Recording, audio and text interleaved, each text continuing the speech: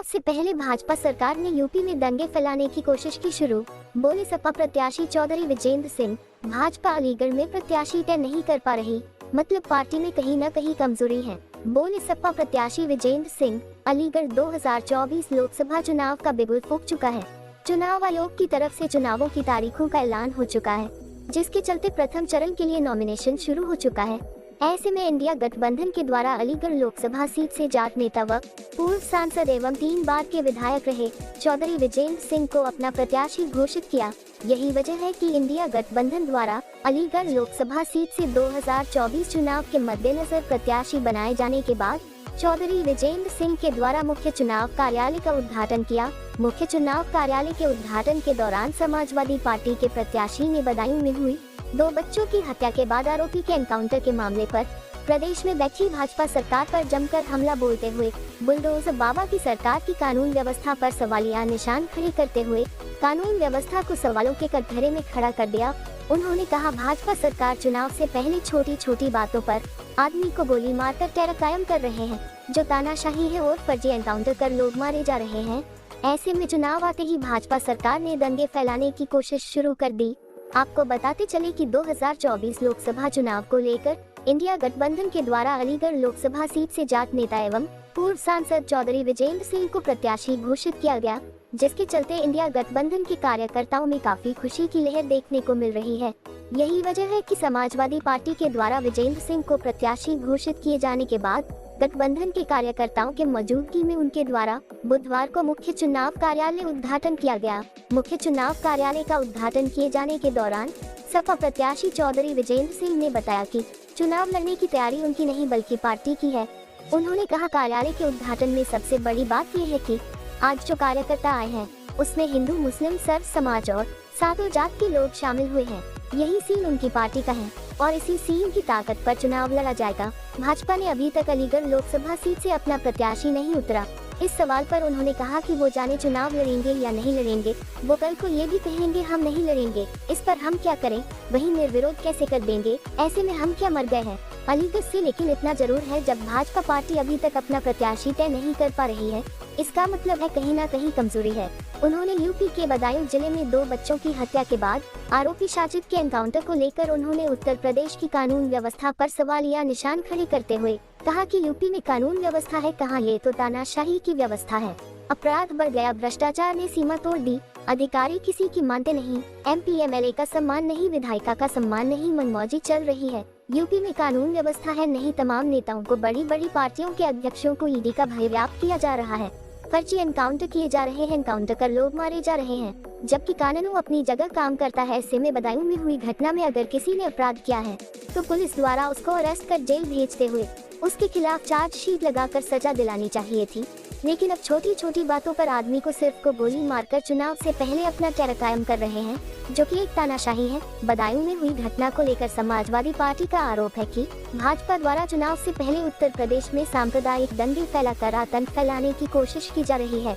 इस पर उन्होंने कहा कि समाजवादी पार्टी आखिर इसमें गलत क्या कह रही है। सही तो कह रही है, जब चुनाव आते हैं तब यही काम करते हैं, क्योंकि भाजपा के पास कोई एजेंडा और डेवलपमेंट का स्ट्रक्चर नहीं है। इधर चुनाव आया और इन्होंने दंगे फैलाने की कोशिश शुरू की।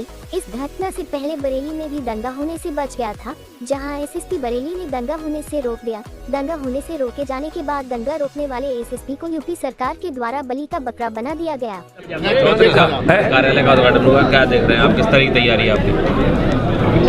तैयारी मेरी थोड़ी है, पार्टी की है। और सबसे बड़ी बात, आज जो कार्यकर्ता आए हैं वो सर्व समाज के, हिंदू मुस्लिम दोनों का है, सातों जात। ये है सिग्नल हमारी पार्टी का और इसी पे चुनाव लड़ेंगे। भाजपा ने अभी कैंडिडेट घोषित नहीं किया, क्या लगता है? देखो, वैसे तो उनकी पार्टी है, वो जाने लड़ेंगे नहीं लड़ेंगे, वो ये भी कहते कल को नहीं लड़ेंगे तो हम क्या करेंगे, निर्विरोध कैसे कर देंगे, हम कोई मर गए कालीगढ़ में। लेकिन इतना जरूर है, जब पार्टी अभी तक तय नहीं कर पा रही है, इसका मतलब कहीं न कहीं कमजोरी है। उत्तर प्रदेश की कानून व्यवस्था पे क्या कहेंगे? कल बदायूं के अंदर 2 बच्चों की हत्या की गई और उसके बाद जो आरोपी साजिद था उसका एनकाउंटर कर दिया पुलिस ने। कानून व्यवस्था है कहाँ? ये तो तानाशाही की व्यवस्था है। अपराध बढ़ गया, भ्रष्टाचार ने सीमा तोड़ दी, अधिकारी किसी की मानते नहीं, MP MLA को कहीं सम्मान नहीं, विधायिका का सम्मान नहीं, मनमौजी चल रही है। यूपी में है ही नहीं। तमाम नेताओं को, बड़ी बड़ी पार्टियों के अध्यक्षों को ईडी का डर भय किया जा रहा है, एनकाउंटर किया जा रहा है, फर्जी मारे जा रहे हैं। अरे भाई, कानून अपनी जगह राज करता है, काम करता है। कल की भी घटना है, कल की घटना बता तो रहा हूँ।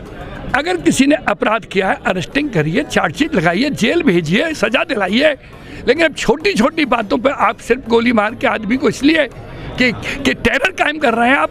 चुनाव से पहले तानाशाही है। बदायूं की घटना में भी यही हुआ। मुझे यहाँ बैठ के क्या पता है, मुझे उसके बारे में पता ही नहीं है। तो हमें समाजवादी पार्टी कह रही है कि उत्तर प्रदेश के अंदर सांप्रदायिक दंगे फैलाकर आतंक फैलाने। क्या गलत कह रही है? जब जब चुनाव आते हैं तब यही करते हैं। इनको कोई एजेंडा तो है नहीं, डेवलपमेंट का स्ट्रक्चर नहीं।